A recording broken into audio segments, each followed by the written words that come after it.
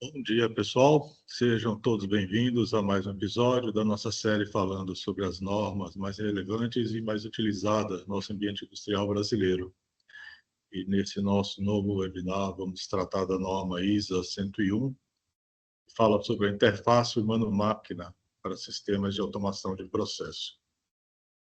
Eu sou Cláudio Romero, engenheiro eletricista, atualmente gerente de elétrica e automação na companhia Lila de Máquinas, né? Atuo como um dos diretores da seção São Paulo. É um capítulo da ISA aqui na nossa região. Breve histórico, para quem não conhece a ISA, ela é dividida em seções pelo mundo todo. No Brasil temos 6 seções, e uma delas é exatamente a seção São Paulo, que está conduzindo essa série sobre as normas. Quer falar um pouquinho sobre a ISA e dar algumas instruções gerais. A ISA é uma associação internacional, né, Sociedade Internacional de Automação. É uma organização sem fins lucrativos e todos que trabalham na ISA basicamente são voluntários. Ela cuida de promover a discussão, fomento de assuntos técnicos e que envolvam, de alguma forma, tecnologias no ambiente industrial. O principal produto da ISA são exatamente as normas, mas não é o único. A ISA também cria uma série de artigos, periódicos, promove eventos, treinamentos e certificações. Através de cada uma das sessões, né, em cada parte do mundo, ela cria, né, encontros técnicos, promove treinamento em determinados temas relacionados à automação, e a sessão São Paulo não é diferente. Então, além dessa série de webinars, também temos encontros técnicos, alguns virtuais, alguns presenciais. Então, eu convido a todos que não conhecem a ISA, e caso tenham interesse em saber um pouco mais, e acessem o site da Seção São Paulo, que é o www.isasp.org.br. Esse webinar está sendo gravado e será disponibilizado logo em seguida no site da ISA, canal do YouTube. Esse mesmo conteúdo será publicado em formato de podcast logo na semana posterior ao webinar. Todas as informações serão colocadas no site, para você não somente acessar o site, mas também seguir o nosso perfil no LinkedIn, que é por lá que a gente informa todo mundo sobre esses eventos, inclusive sobre os próximos episódios dessa série das normas da ISA. Sugerimos também colocar as dúvidas, né, no chat ou nas perguntas e respostas, que serão apresentadas ao palestrante durante a apresentação. Para essa apresentação, teremos o Marcelo Salvador, diretor de negócios da Ellipse Software, em companhia com o Fábio Medeiros Pacheco, engenheiro eletricista da EMAI. Passo a palavra, Marcelo. Ele pode aí colocar aí a apresentação um pouco mais detalhada, pessoalmente. Obrigado. Ok. Obrigado, Cláudio. Tá todo mundo acessando a tela, né? Então vamos lá, gente. Nossa palestra de hoje, né, é comentar um pouco sobre essa norma da ISA, né, que fala sobre interfaces homem-máquina para sistemas de automação. E no final, eu gostaria de chamar também aí a presença do Fábio, né, que vai dar um testemunho aí para a gente de uma aplicação que acabou de ser vamos dizer assim, migrada, né, de um formato antigo, né, para as premissas aqui dessa norma, né, e falar um pouquinho para a gente dos benefícios e etc. Se vocês tiverem também alguma pergunta durante os slides, podem fazer que eu vou tentar responder aqui, tá? Bom, então, a nossa agenda de hoje é falar um pouco sobre o propósito da norma, né, as motivações que levaram à criação dessa norma e também falar um pouco por que isso é tão importante, né, da importância das HMIs no mundo da automação de processos, inclusive com fatores de ergonomia, fatores humanos, como é que a IHM, né, é estruturada e diversos estilos também de telas que vão completar essa norma. Aspectos aqui de interação com o usuário, inclusive de performance, tá? E treinamento e capacitação.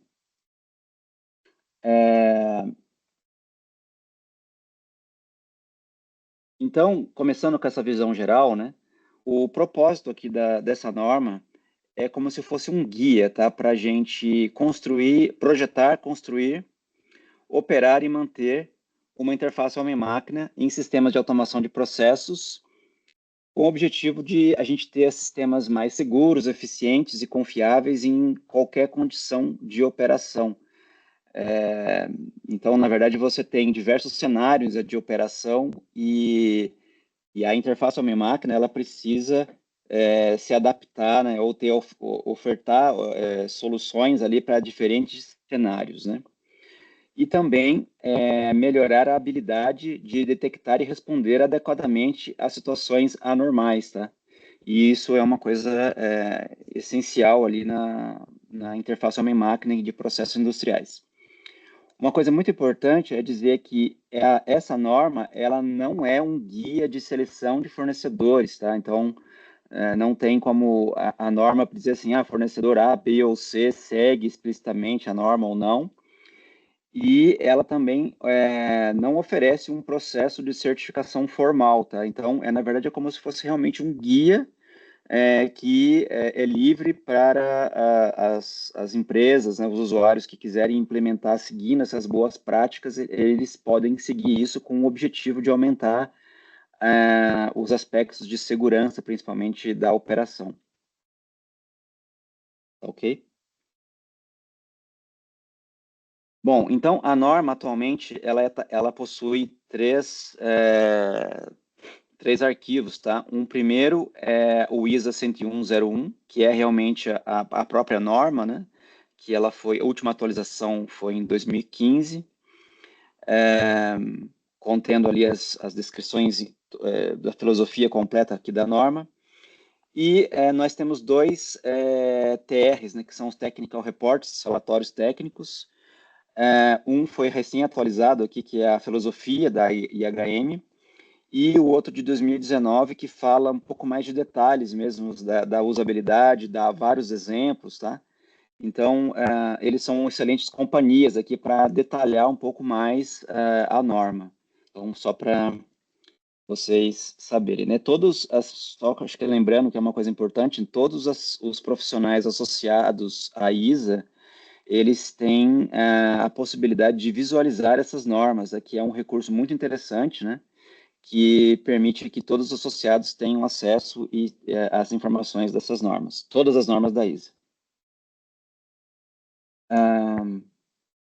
Então, começando com a parte de propósito, né? O que acontece? Nós temos assistido a uma grande evolução no design de interfaces, né? Então, a gente saiu de um cenário de interação exclusivamente baseadas em linhas de comando, né, na antiguidade aqui dos sistemas, e chegamos a um ponto em que qualquer pessoa, né, até uma criança, consegue aprender sozinha os recursos oferecidos por uma interface de aplicativo. E esse salto ele foi possível devido a inúmeras pesquisas e estudos em mais diversas áreas, cujos resultados podemos ver aplicados em interfaces para entretenimento, em compras, em utilitários, tem uma série de avanços nesse sentido, né? Porém, quando a gente vai para a indústria, onde o processo pode envolver riscos, né, a vida e o patrimônio, a gente não tinha até então uma orientação de como que isso deveria ser feito, tá? Então, nós temos que desenvolver interfaces para esses sistemas e não conhecemos bem essas disciplinas que não são muito bem de domínio da engenharia, vamos dizer assim, não é uma coisa que faz parte do nosso dia a dia, né, como engenheiros de processo, né? Então, esse método para desenvolvimento de HMs de alto desempenho visual, né, que está sendo proposto por essa norma, une o melhor dos dois mundos, né, que é as mais recentes descobertas aqui da área das ciências cognitivas, né, aliadas à experiência da indústria aeronáutica, que também é uma referência nessa área de segurança. Então, é nesse contexto que essa norma 101 foi desenvolvida, né, preenchendo essa lacuna. Então, no ambiente industrial, né, a gente tem diversos outros, tem três principais aspectos que a gente tem que levar em conta, né, que é a parte econômica, né, você tem um desperdício, por exemplo, uma coisa que o operador faz equivocado, né, isso pode ter um impacto econômico enorme, não só econômico, mas também de meio ambiente, e principalmente a parte de segurança. Então, porque uma falha num processo pode causar grandes prejuízos ou perda de vidas, né? Então, tem essa famosa frase, né? Se você acha que segurança custa caro, experimente um acidente. Então, é essencial ter uma interface que permita prevenir falhas ou minimizar suas consequências se não for possível evitá-las. Então, a gente trouxe alguns exemplos, né? Então, aqui nós temos um exemplo de um acidente que ocorreu na BP Texas, em 2005. Durante o startup de uma unidade de isomerização, os operadores não perceberam que havia um líquido inflamável em excesso e continuaram permitindo a entrada desse líquido.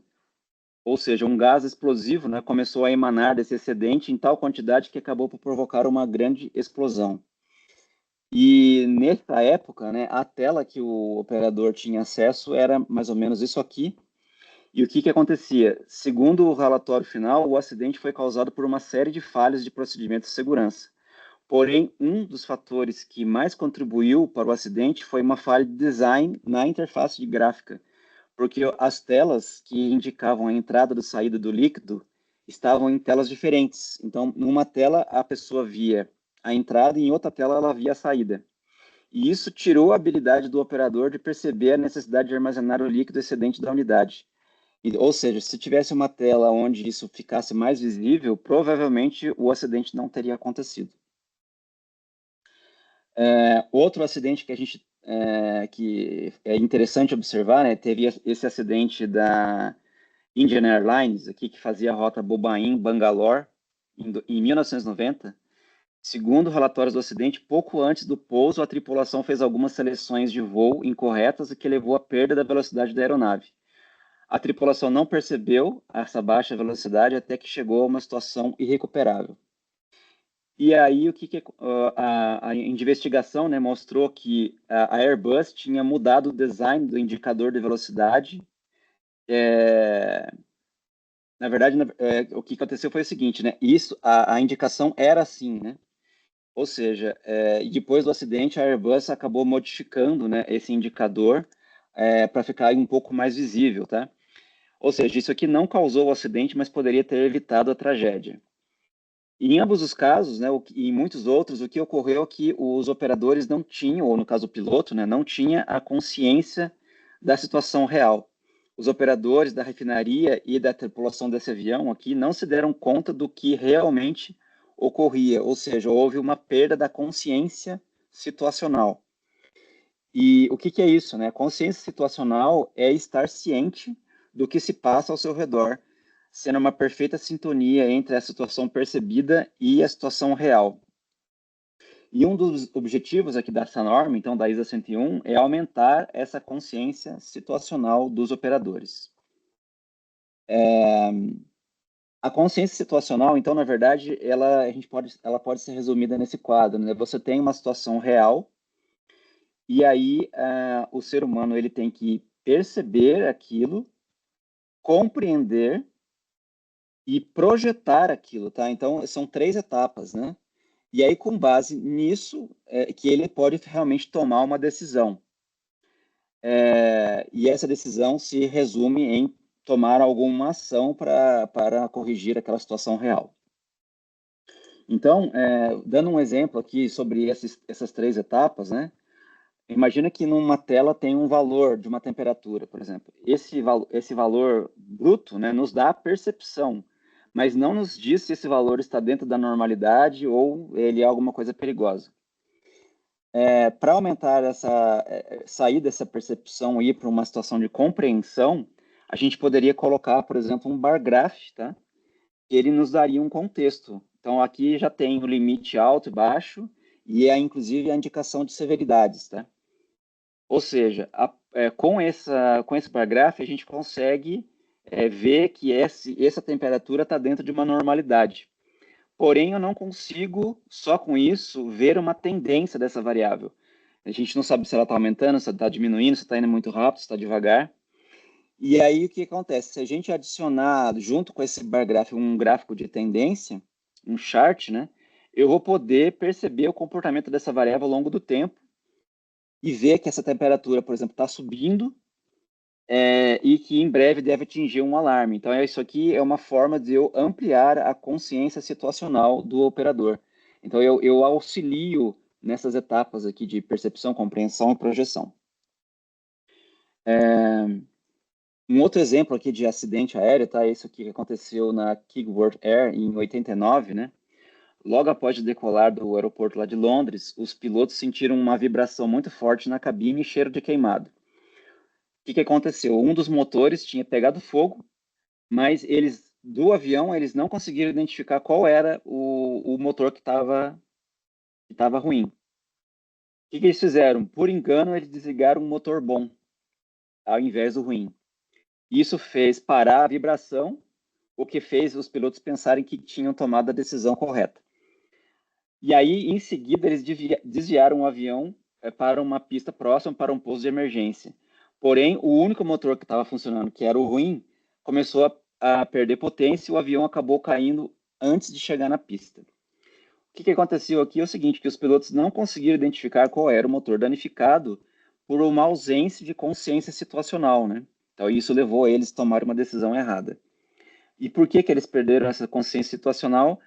Porque o relatório final, né, indicou que uma das causas foi o fato da tripulação não ter assimilado as indicações dos instrumentos. E aí viram que a Boeing, né, tinha modernizado esses instrumentos um pouco antes do acidente.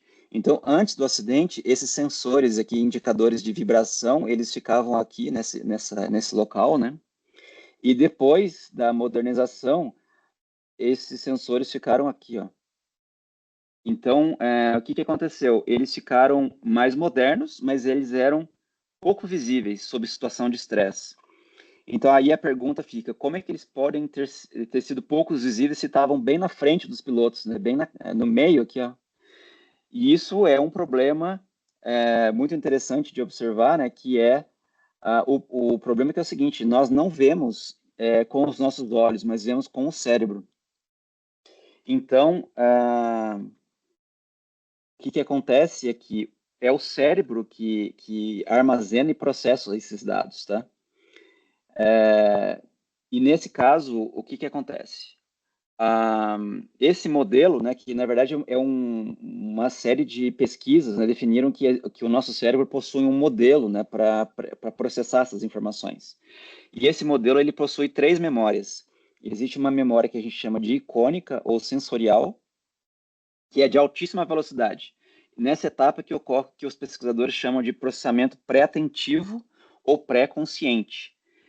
E ele é muito rápido, como eu falei, né? E nesse exemplo, um objeto que está aqui vermelho, né, diferente desses outros cinzas aqui, ele fica em destaque em relação aos demais, né? Então, aqui o que acontece? Que neste caso, a cor ela é um atributo pré-atentivo ou pré-consciente. Depois, a informação ela é transferida para uma memória de curta duração, que ela é temporária e tem uma capacidade limitada. Se a informação não for relevante, ela é descartada aqui para essa memória de curta duração, e se ela for usada mais vezes, ela é transferida para uma memória de longa duração. Tá? Então, um outro aspecto aqui, o que é interessante observar aqui, né? Nesse exemplo aqui, a gente está fazendo um exemplo de aplicação de uma técnica pré-atentiva, né? Então, o que significa o seguinte, procura aqui quantos números 5 existem nessas linhas abaixo. É bem difícil, né? É trabalhoso achar esses números, porque todos eles estão com o mesmo grau de destaque. Agora, se a gente coloca em cinza os outros números e deixa os números 5 só em negrito, né? A gente tira o destaque daquilo que não interessa, a gente vê que é bem fácil de detectar. Né? Então, é exatamente isso que essa metodologia aqui da norma propõe. Quando somos expostos, então, a um excesso de estímulos visuais, a informação passa pela essa memória icônica sem que nada se destaque. Tudo chama atenção. Então, se fosse uma tela de processo do jeito que está aqui, o que tem que chamar atenção aqui? Tudo, né, chama atenção. Então, a memória, a MCD, né, aquela memória de curta duração, ela é sobrecarregada com informações sensoriais. Assim, se alguma informação nova deve ser armazenada, outra antiga deve ser descartada. E o que acontece? Que o excesso de informação gera perdas e isso não é bom em um ambiente de controle, né, como um ambiente industrial ali que precisa de segurança, né? A informação descartada pode ser relevante. Então, o que acontece? Entrou alguma coisa nova, a pessoa acaba descartando alguma outra coisa, porque essa memória está lotada, né, na cabeça, e aí ele pode estar descartando alguma coisa que é importante. Então, o melhor é a gente garantir que o sistema cognitivo dos operadores nunca fique sobrecarregado. E uma boa saída para isso é usar técnicas de design pré-atentivo ou pré-consciente, tá? Então, nesse caso, a gente pode substituir, né, aquela tela por algo que não sobrecarrega esse sistema cognitivo, né, que a gente chama de design pré-atentivo. E para isso, a gente usa o destaque apenas para os detalhes ali que são realmente relevantes naquele momento. Então, dando um exemplo aqui, ó, a gente tem aqui imagina que você tem uma série de temperaturas que você precisa avaliar e a gente gasta um tempo, né, para analisar esses números, né? Eles ocupam muitas unidades de informação no nosso sistema cognitivo, então tem que ficar olhando uma por uma. Já se a gente representar essas mesmas temperaturas de uma forma, vamos dizer assim, mais simplificada aqui, né, de dar o destaque apenas para aquela temperatura ali que está diferente, né, a gente vai ver que isso ocupa apenas uma unidade de informação. É muito mais fácil memorizar dessa forma e exige menos processamento. Quando o que nos interessa não é o dado individual, a representação gráfica é muito mais adequada, né? Isso é uma das coisas que a norma também traz. Então, o que acontece? Quando você tem essa curva aqui que sai desse destaque, né, é muito mais fácil a gente identificar. Outro ponto importante, então, que a norma coloca é que a gente pode trabalhar com diferentes formas, metodologias aqui, de destacar essa informação para não sobrecarregar o operador. Então, a gente pode lançar mão da cor, mas não somente da cor, tá? A gente pode lançar mão de formas diferentes, de recursos de acessibilidade, de movimento também, de uma forma assim bem restrita, mas também de movimento e também da posição. Então, não é somente a cor, né, que pode ser utilizada para a gente fazer esse destaque. Então, dando um exemplo aqui, na parte de cores, né, atributos de cor. A ideia principal é destacar o que for mais importante e tirar o destaque do que não é relevante. Então, por exemplo, um motor. Se o motor estiver ligado, quando ele normalmente deveria estar ligado, não é um fato que deveria chamar a atenção. Então, a gente deveria usar cores de uso normal. Então, na verdade, a norma propõe, por exemplo, a utilização de cores mais, assim, sem destaque, né, para representar tudo aquilo que for normal. E para indicar uma anormalidade ou uma situação diferencial, dar o destaque para as cores, tá? Então, aí usar as cores para alarmes, falhas, bloqueios, inibições, set points e intertravamentos. Essa é uma das ideias aqui da norma, tá? Marcelo, Pois não. só uma dúvida ainda, né? A norma ele fala alguma coisa sobre a cor que deve ser usada, ou a paleta de cor, ou isso é livre para... É uma boa pergunta. A norma não diz exatamente sobre a paleta de cores, tá? O importante, na verdade, que nós vamos ver num próximo slide aqui, que é a questão do contraste da cor, tá? Porque nós vamos ver que, na verdade, aqui, por exemplo, aqui na Elipse, a gente acabou desenvolvendo diferentes temas de cores que até o operador pode trocar, né? Vamos assim, trocar essa paleta dinamicamente, mas não importa qual é a paleta que ele está usando, o contraste das cores é sempre o mesmo. Então, na verdade, o que acaba acontecendo é que para o operador não importa, né, qual é a paleta que ele está usando, porque como esse contraste é sempre o mesmo, acaba que isso não faz muita diferença, né? Vocês vão vendo mais detalhes aqui nos próximos slides dessa informação. Perfeito. Então, o que acontece, né? Que a cor, ela tem que ser uma coisa que tem que tomar muito cuidado, porque ela pode, depender do contexto, ela pode afetar a nossa percepção, né? Então, o que acontece? Tá vendo essa tela aqui?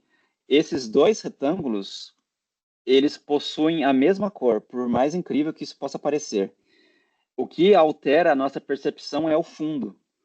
Então, por isso a sugestão, né? Evitem usar degradês de fundo, a fim de não prejudicar a percepção de cor e gerar uma consistência. Porque olha só que interessante, se eu clicar aqui, que dá para ver agora que os dois retângulos têm a mesma cor, né? Então a gente tem que tomar cuidado com isso, porque isso pode dar uma percepção diferente para o operador. Outro exemplo aqui, né, na questão da forma, né? A norma propõe que é o seguinte, que a gente deve mudar a forma dos objetos para indicar diferença de status e não apenas a cor. Como eu falei, né, a gente não precisa só usar a cor, né? Então, nesse exemplo aqui, é comum a gente encontrar essa configuração de telas em vários sistemas, né, de HM, que você tem uma cor amarela para uma situação de falha e o branco para uma situação normal. Só que, se a gente transformar isso aqui em tons de cinza, vocês vão ver que isso, para um operador, por exemplo, que tem algum problema de visão, de daltonismo, por exemplo, isso aqui é a mesma coisa, tá? Ele não consegue diferenciar isso disso aqui. E, então, o ideal, o que a norma propõe, é a gente usar formas, tá? Para a gente diferenciar essas situações. Então, por exemplo, poderia ser usado, por exemplo, círculo, ou retângulo, ou triângulos, tá? E também as cores, tá? Isso aqui ajuda o operador a diferenciar isso, e também a cor que foi usada dentro desses símbolos, ela também é diferente, tá? Porque se você trouxer isso para aqui para os tons de cinza, dá para a gente ver que não só a forma, mas a cor também muda. Tá ok?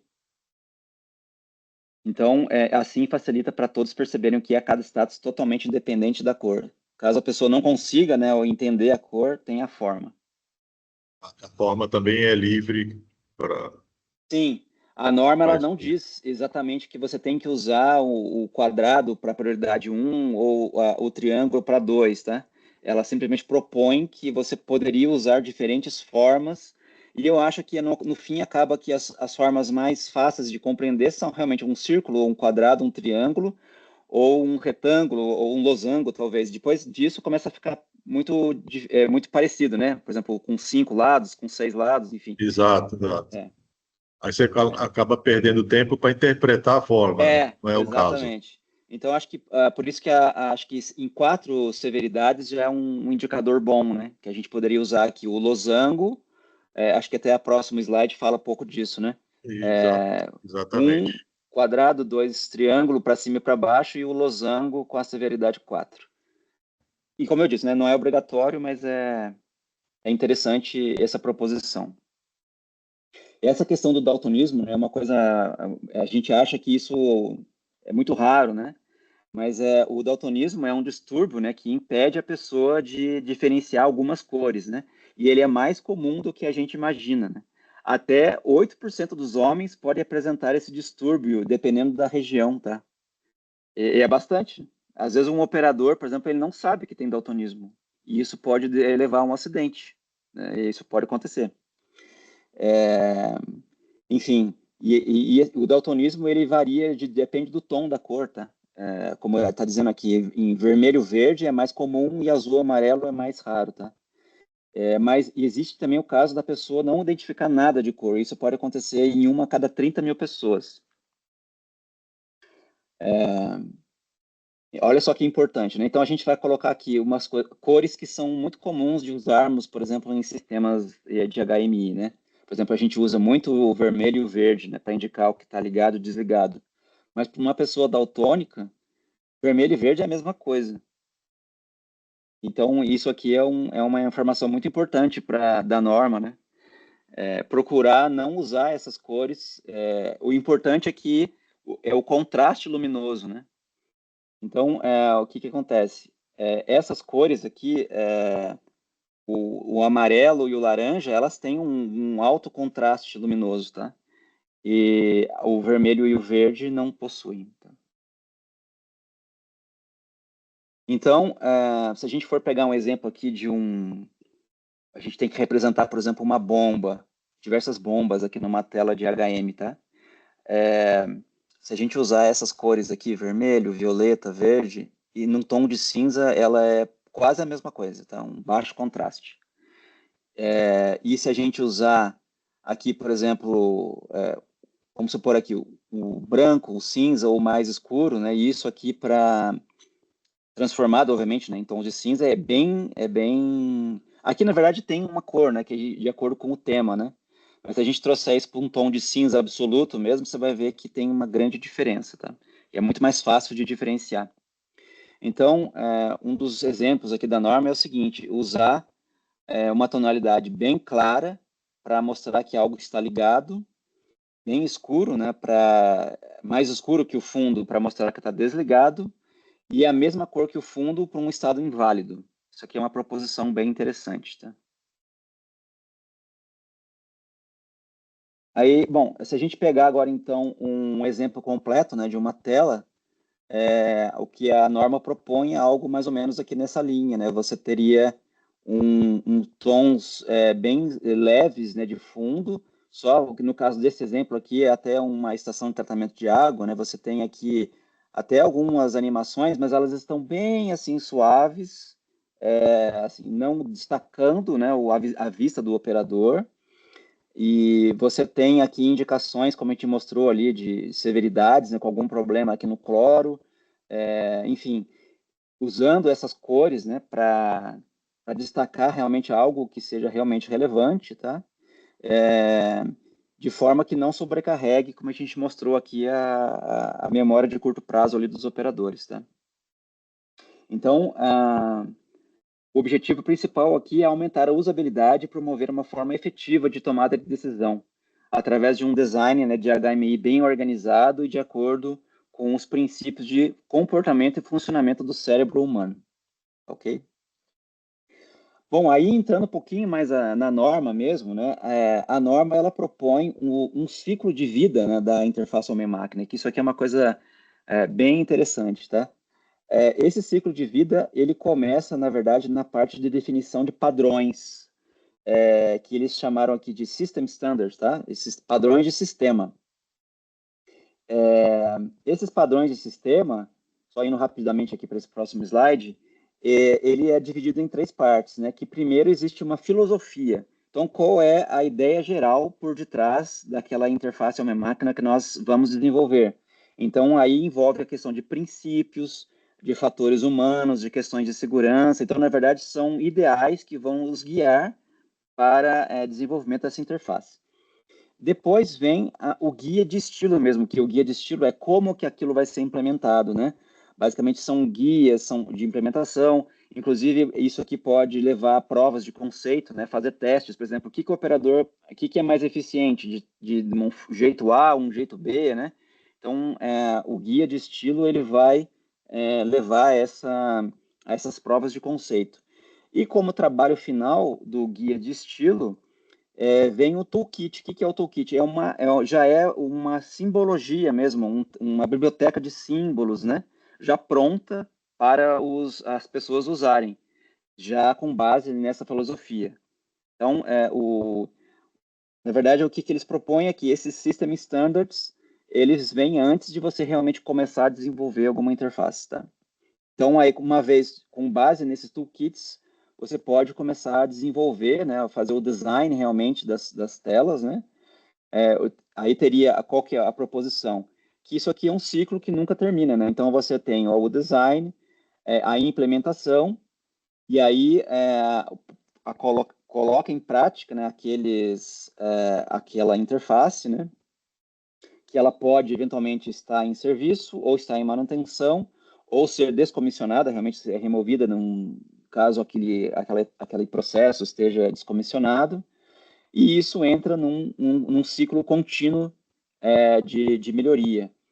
E além disso também nós temos que fazer sempre aqui o gerenciamento de mudanças, né, que é o MOC, é sempre necessário você precisa gerenciar as mudanças dessas EHMs ao longo do tempo. Então, imagina que você colocou uma tela em operação e ao longo da ciclo de vida, os operadores podem precisar, por exemplo, alterar aquilo. Então, é necessário você guardar essas alterações para precisar retornar isso comparar, por exemplo, versões diferentes ou suponha que aconteceu algum erro, retornar uma versão anterior, né?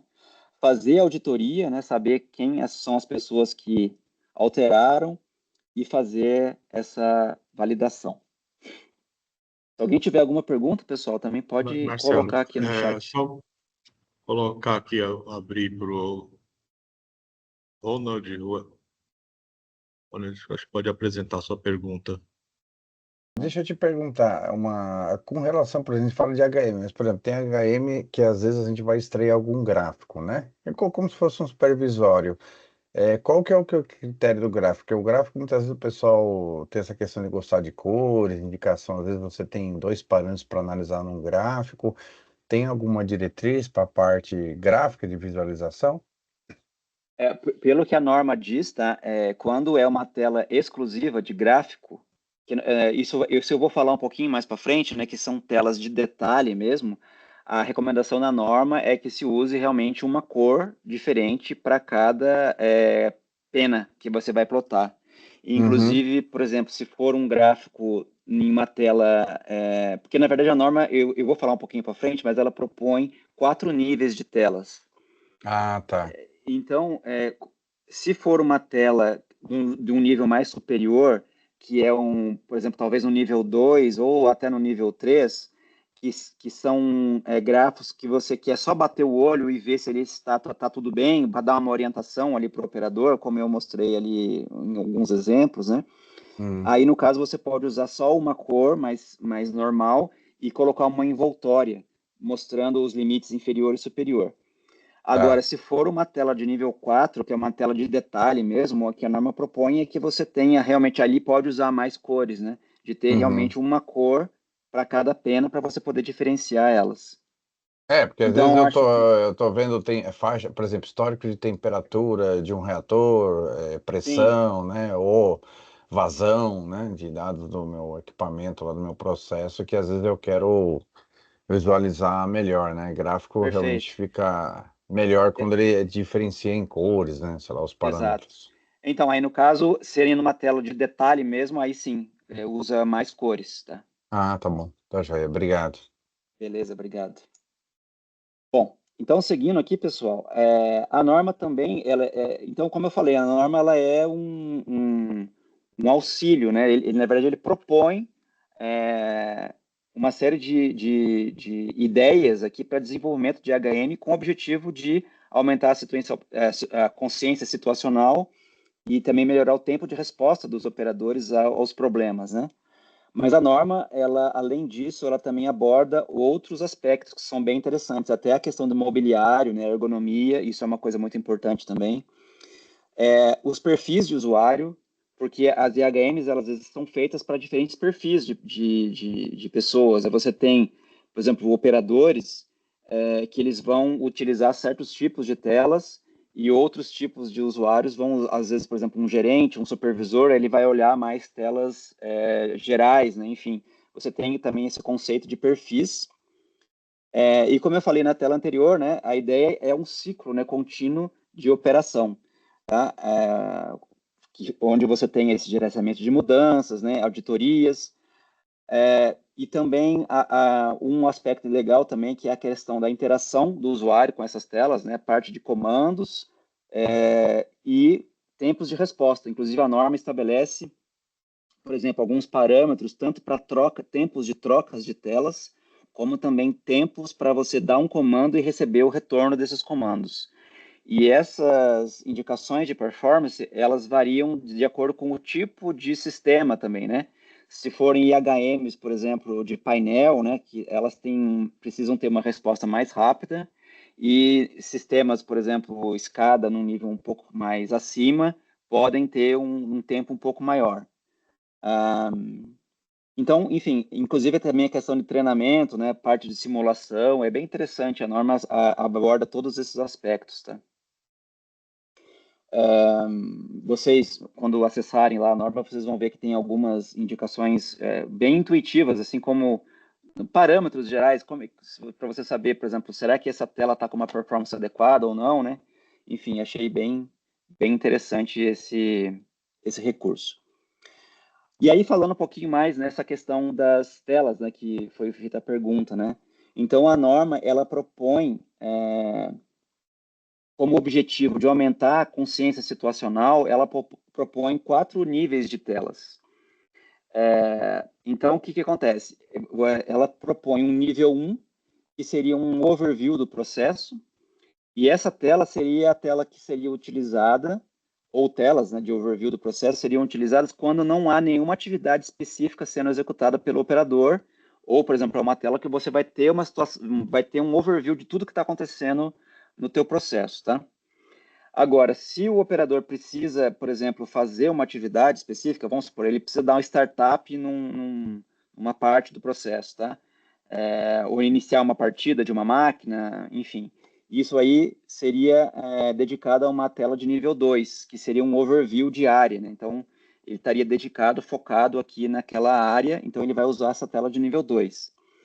A tela de nível 3 já seria uma parte específica daquela área, tá? É um processo, um controle de processo detalhado ou no nível de subsistema. E o nível 4 seria uma tela que contém, por exemplo, todos os detalhes. Seria ali uma tela usada para o pessoal de manutenção ou uma tela de diagnósticos completa. Vamos supor, a PLC está com uma falha. Aí eu vou abrir uma tela de diagnóstico para saber, por exemplo, se tem algum cartão do PLC com falha, coisa do tipo, tá? Então seria uma tela usada só em situações bem especiais, né?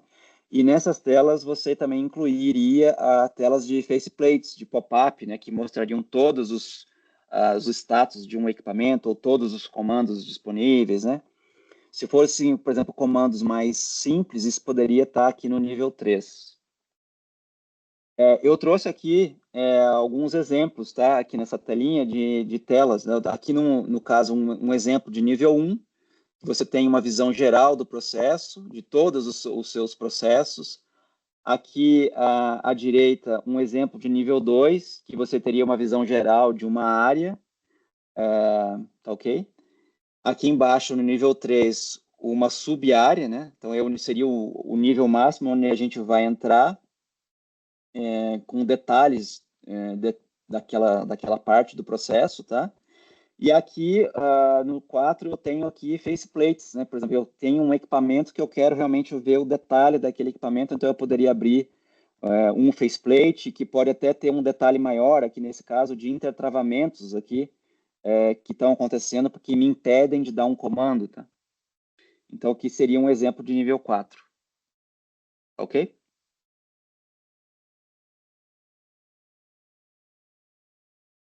Prosseguindo, pessoal, a gente queria falar um pouquinho sobre casos reais, né? Então, alguns materiais aqui, por exemplo, tem essa entidade aqui, o consórcio ASM, né? E essa empresa Nova Chemicals fizeram um estudo aqui que foi realizado, que migraram um sistema mais antigo, que usava muitas cores, para esse formato mais de acordo com a norma, né? E eles conseguiram notar alguns dados interessantes, né? Primeiro que houve um aumento substancial na prevenção de alarmes, aumentou o número de intervenções bem-sucedidas, e essas intervenções foram concluídas em menor tempo, tá? Com menos tempo para completar cada uma dessas tarefas aqui em condição de anormalidade. Então, o que esses números nos dizem é que é possível reduzir custos, né, motivados por falhas, e preservar vidas, inclusive simplesmente melhorando a usabilidade das interfaces. Por sugestão da Ana Cristina, que está nos auxiliando também na condução dessas apresentações, né, a gente quis trazer também alguém que tivesse a experiência desse lado do próprio cliente, né, que como resultado dessas implementações, né. Então, a gente queria trazer aí a palavra para o Fábio, né, que é do EMAI, que recentemente fizeram uma migração de sistema IHM, né, onde eles migraram de uma dessa situação aqui usavam esse ambiente com bastante cores, bastantes indicações, né? Por um formato mais baseado aqui na norma. A gente queria escutar um pouco aí do Fábio essa experiência. Ou se vocês tiverem perguntas também, né? Acho que era legal disso, desse momento aí. Vou colocar aqui um comentário do ouvinte Maria Savoia. O treinamento dos operadores é muito importante, principalmente quando há, por exemplo, alterações, né, melhorias no design nas telas do DCS. O uso de simuladores de treinamento auxilia muito. Né? Comenta que tem conhecimento de grandes perdas materiais em uma indústria química, porque houve mudança no DCS e os operadores não foram treinados. É muito legal essa observação, porque o que acontece? Se você tem como premissa, né, do desenvolvimento de um sistema já o OTS, né, é muito mais fácil você fazer o design de um OTS quando você, desde o início do desenvolvimento do sistema, você já sabe que vai ter um OTS, né? Então, acho que a norma vem nesse sentido de auxiliar, né, demais para o operador ter realmente essa sensibilidade, né, de ser capacitado para reagir, principalmente em situações de estresse, né? Outra questão do Gustavo Peçanha. O uso de desenhos 3D exige cuidados maiores? Como você imagina a integração de HMs com realidade aumentada? Um abraço. Bom, então, Gustavo, a norma, ela diz que o 3D, ele deve ser usado com bastante cautela, tá? Então, o 3D, ele não ajuda nessas telas que precisam ter essa percepção ali do operador na questão da consciência situacional. Inclusive porque até o 3D, dependendo da forma como você exibe, né, objetos iguais, a depender da perspectiva, eles vão estar em tamanhos diferentes, né? Então, nesses tipos de telas, o 3D, ele realmente não é indicado, a norma fala isso, mas o 3D, ele tem uso em outros tipos de situações, né? Então, por exemplo, a realidade aumentada é uma coisa muito interessante, mas são perfis de usuários diferentes e são usos diferentes, né? Então, nesses usos, realmente, o 3D tem seu lugar, certamente. Acho que é isso que a norma dá esse destaque aí. Outra pergunta, Milana Santos. Existe alguma experiência de uso dessa filosofia em subestações de energia? As cores são usadas tradicionalmente para identificar níveis de tensão. Isso deve atrapalhar um pouco. Boa pergunta, Milana. A gente, pelo menos a norma não fala especificamente sobre isso, né? Mas aqui, por exemplo, no nosso trabalho, a gente tem desenvolvido exemplos, né, de diagramas unifilares, assim, que usam o conceito, né, de uma forma bem interessante, tá? E a gente trabalha, não é assim tão simples se você encontrar as cores ideais que elas atendem ao mesmo tempo a questão de saber se está energizado ou não e atendem também esse requisito de não chamar muita atenção. Então, existe ali algum estudo que a gente tem que fazer, mas sim, depois que ficou pronto, você vê que ajuda bastante, é bem interessante mesmo.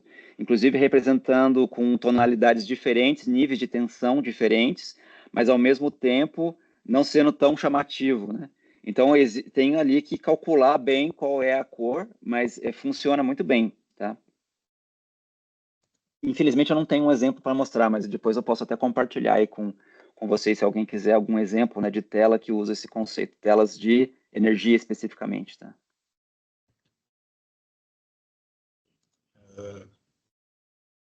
Continuando, essas telas estão na demonstração do elipse?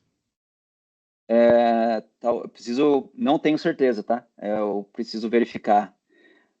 Mas, em todo caso, eu posso compartilhar no grupo algum link, alguma coisa que possa ter algum material. Questionamento de Rodrigo Ferrari. Quanto tempo seria necessário para um operador com muitos anos de experiência na tela antiga fazer a transição para uma tela nova de forma confiável? Bom, eu acho que eu não tenho números assim, tá? Mas Os artigos que eu li também, não, informações até fora da norma, né, não significa que uma tela nesse padrão é uma tela boa. Então, na verdade, o que acontece é que existe uma proposição e a adaptação do operador a esse formato novo, algumas coisas elas são instantâneas, tá? Mas não significa que por si só isso atende a todos os requisitos, né? Então, na verdade, eu acho que isso tem seguindo a filosofia ali da norma de fazer testes de usabilidade, né, antes de colocar isso em prática, e eu acho que isso ajuda bastante a reduzir esse impacto para os operadores e fazer eles se acostumarem, né, com esse novo formato, né? Inclusive podendo colocar em paralelo, né? Acho que também é uma abordagem bem interessante. Ok. Leonardo Duvanel, como tem sido a experiência da Elipse nessa quebra de paradigma com clientes já acostumados com as telas anteriores? Tem sido aceitação muito boa. Geralmente, eu não lembro de um caso de cliente que falou que isso seria ruim. O que acontece é que talvez alguns levam um pouco mais de tempo para se adaptar, né? Mas acho que no fim, pelo menos todos os clientes, assim, a grande maioria tem interesse de ou já começam o projeto com base na norma ou tem planos de migrar ao longo do tempo. Olha só, se o Fábio está conectado, está com áudio. Bom dia a todos, estão me ouvindo? Estamos sim. Sim. Bom dia a todos que estão assistindo a live.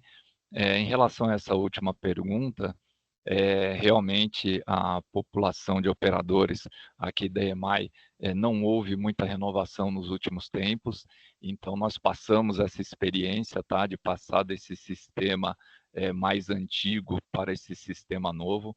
A adaptação não foi tão ruim quanto pensamos, né? Na hora prática mesmo de executar, houve uma facilidade de entender o conceito, o sistema, tá? Os operadores se adaptaram muito bem à nova realidade, inclusive após a experiência de estarem utilizando, né, o novo sistema, operando aí o novo sistema SCADA, o conceito que ficou é de que realmente ele facilita muito, né, em relação ao sistema antigo, tá? Em estar controlando a parte de alarmes, monitoração, as manobras que são feitas, né? A característica da nossa empresa, conforme a tela que vocês estão vendo de aplicação, nós temos unidades geradoras, né, que a gente coloca no sistema, nessa usina, né, que é a maior usina que nós temos aqui na região sudeste. Então, nós fazemos, né, colocamos a máquina em carga, fazemos manobra, modulação de carga, retirada de carga. Então, em uma única tela, nós conseguimos fazer com que o operador consiga monitorar todas as variáveis, né, e colocar com segurança e um tempo de resposta muito mais rápido essa máquina no sistema e consiga também fazer um gerenciamento de falhas, né, alguma ocorrência, alguma perturbação que ocorra no sistema, ele consiga agir de uma maneira muito mais rápida do que ele utilizava antigamente. Na prática, nós constatamos essa melhoria e esse ganho. A pergunta Décio Tomazolo, de Vicente. Os operadores foram consultados no desenvolvimento das telas. Importante ter a visão e a experiência deles para aplicar as melhorias. Ou seja, se existe contribuição de pessoal da operação. O que houve no nosso processo, a consulta, na prática, né, eu vou falar na prática, né, na teoria, sim, você tem que envolver todas as equipes, né, mas como eles ainda não têm um conceito fundamentado, né, sobre a nova tecnologia, ficaria muito complicado, não seriam contribuições, seriam palpites, né? Então, nós temos como engenharia, como estabelecer o sistema, né, estabelecer o projeto, e aí sim, no desenvolvimento, né, das telas iniciais, até a versão da última tela, sim, aí nós obtivemos uma contribuição, sim, de alguma melhoria no sistema, tá? Mas a princípio, a engenharia toma frente junto com o desenvolvedor para a gente mostrar, né, a aplicação do produto, mostrar a aplicação das novas telas e dos novos conceitos. Nós tivemos basicamente um pré-treinamento, tá, para sair do conceito antigo para o novo conceito, tá? Não é uma questão muito fácil para quem vem de uma carreira apenas de operação, né? E nós temos aí, no nosso caso, ainda não, como não havia uma renovação muito grande, né, do quadro de operadores, então realmente nosso processo aí levou em conta a participação da operação na segunda fase. Tá. Pergunta da Sara: como deve ser feita a filosofia e o guia? Quem são as pessoas importantes para a participação do desenvolvimento?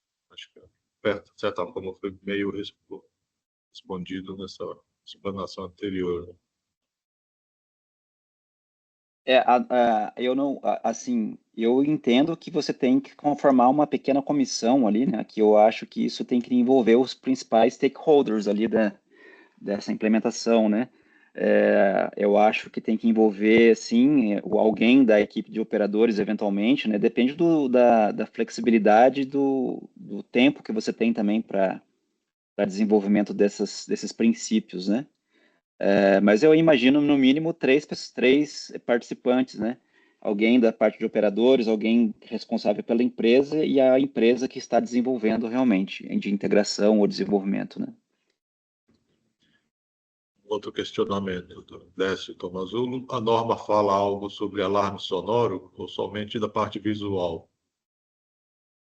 Odécio, eu não estou lembrado se fala alguma coisa da parte sonora, tá? Infelizmente, eu vou ficar te devendo essa, mas eu lembro de ter lido e eu não lembro de ter falado alguma coisa, né? Mas então eu teria que procurar com mais carinho ali se encontra algo. Mas eu acho que o sonoro, eu não descartaria o uso do sonoro, né? Eu acho que se é realmente alguma coisa de altíssima prioridade, é mais uma forma sensorial de trabalhar com o operador, né? Mas eu posso pesquisar melhor e te responder, tá? Outra pergunta, Luiz Fernando Correia Garcia, acho que é para o Fábio. Nessa migração da configuração de telas, nessas mudanças, foi executada também uma otimização e higienização dos alarmes existentes? Por exemplo, alarmes e pré-alarmes foram repriorizados e até mesmo suprimidos conforme a necessidade? Perfeito. Uma das principais, um dos principais trabalhos que foi realizado foi em cima dos alarmes, tá? Tanto que tivemos que priorizar um trabalho em conjunto, engenharia e operação, em priorizar o que era alarmes e o que era eventos, também não só alarmes, né? Mas você também precisa fazer um estudo aí do seu sistema, o que você considera como eventos e o que você considera como alarmes. Substancialmente foi enxugado toda a parte de alarmes, tá? Então, sim, houve uma otimização, uma higienização, né, conforme a palavra utilizada, nesses alarmes existentes do sistema antigo, tá? Houve uma otimização, então a cada alarme que sobe, né, para o operador, ele já está muito mais ciente, não fica, né, poluindo a tela dele, né, subindo centenas de alarmes, aí os quais não são realmente alarmes críticos, né? Então a gente divide por criticidade essa lista de alarmes, estabelece uma lista de alarmes muito mais enxuta para esse novo sistema. Só complementando, né, a própria norma 101, ela faz referência à norma 18.2, né, elas trabalham em harmonia ali. Perfeito. Ok. Podemos encerrar, então, o horário. Gostaria de agradecer aí a presença do Marcelo, do Fábio, uma apresentação realmente bem relevante. Relembrando, né, que a ideia desse webinar é levantar o interesse, né, do pessoal da área industrial com relação a essas questões, a essas normas. Então, a ideia é justamente levantar muita dúvida, levantar muito interesse isso pode ser depois, posteriormente, estudado em cima da própria norma, em cima através de treinamentos existentes. A gente fica à disposição para tirar qualquer dúvida relacionada a esses assuntos. Nosso próximo evento, daqui um mês, dia 1º de novembro, e o tema vai ser a ISO 106, automação de procedimentos para operações de processo contínuo. Nos vemos, então, nessa próxima data. Agradeço a todos pela presença. Muito obrigado.